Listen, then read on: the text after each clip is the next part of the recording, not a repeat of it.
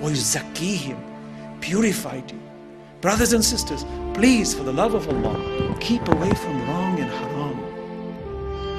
Even if you're not sure if something is haram, and you have a general knowledge that people are saying this is bad, and you don't know, it is wiser to avoid it until you know.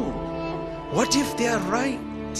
But then you're already infected with it. You're already submerged in it. How are you gonna get out? You might say, well, I don't know if something's haram and halal. Okay, then let me be cautionary. Then shaitan is whispering in our ears, yeah, but then you're gonna become fanatical. Then you can't do anything. You're gonna be stuck in your house. Imam Ali alayhi salam says, stop. How much has Allah forbidden us compared to what He has allowed us?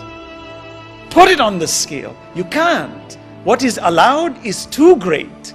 Focus on what is allowed. Don't make a big deal about what is forbidden. And when Allah forbids you something truly, like in the Quran, alcohol, drugs, pork, gambling, these are not Allah giving me these laws to entertain me or to make my life difficult. It is clear by any standards. Even an alcoholic will tell you that it is destructive. A gambler will tell you it is destructive. Period. It's that simple. And when Allah says keep away from it, it is for my benefit. At the end of the day, why do I need religion otherwise? I can be an atheist and just live just as well.